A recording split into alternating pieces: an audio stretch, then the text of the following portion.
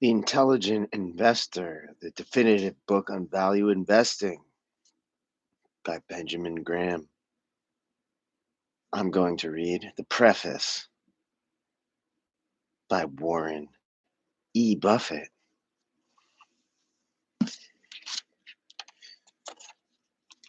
Digital Hawk Holden owns no copyrights to the reading of this material is for educational purposes only.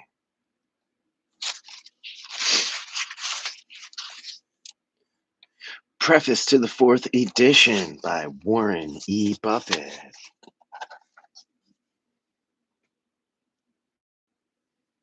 You can't see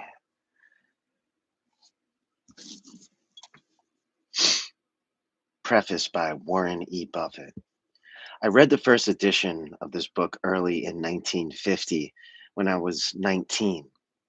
I thought then that it was by far the best book about investing ever written. I still think it is. To invest successfully over a lifetime does not require a stratospheric IQ, unusual business insights, or inside information. What's needed is a sound intellectual framework for making decisions and the ability to keep emotions from corroding that framework. This book precisely and clearly prescribes the proper framework. You must supply the emotional discipline. If you follow the behavioral and business principles that Graham advocates, and if you pay special attention to the invaluable advice in chapters 8 and 20, you will not get a poor result from your investments. That represents more of an accomplishment than you might think.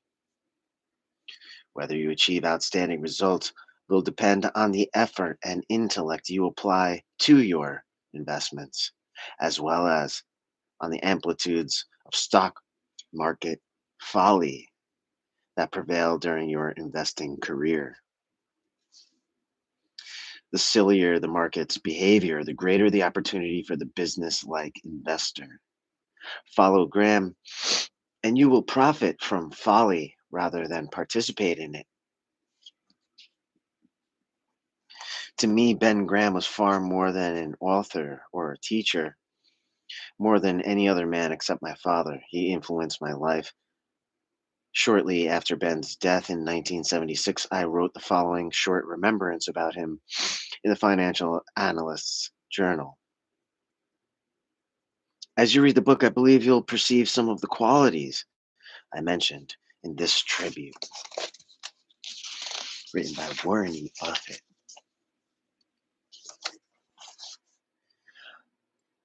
Benjamin Graham, 1894 to 1976. Several years ago, Ben Graham, then almost 80, expressed to a friend the thought that he hoped every day to do something foolish, something creative, and something generous.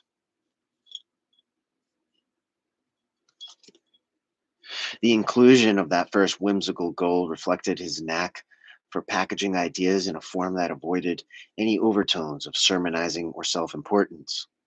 Although his ideas were powerful, their delivery was unfailingly gentle.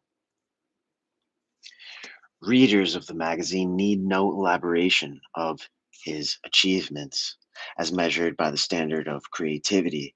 It is rare that the founder of a discipline does not find his work eclipsed in rather short order by successors, but over 40 years after publication of the book that brought structure and logic to a disorderly and confused activity, it is difficult to think of possible candidates for even the runner up position in the field of security analysis.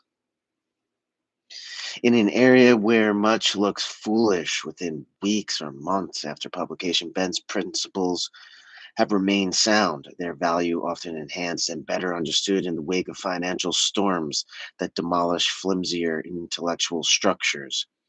His counsel of soundness brought unfailing rewards to his followers, even to those with natural abilities inferior to more gifted practitioners who stumbled while following counsels of brilliance or fashion.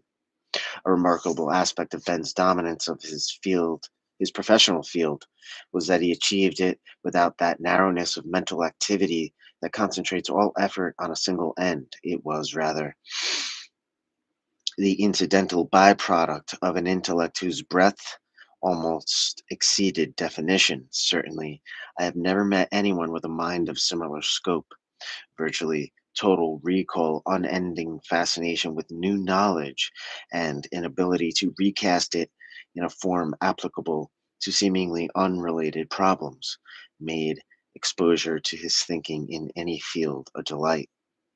But his third imperative, generosity, was where he succeeded beyond all others. I knew Ben as my teacher, my employer, and my friend.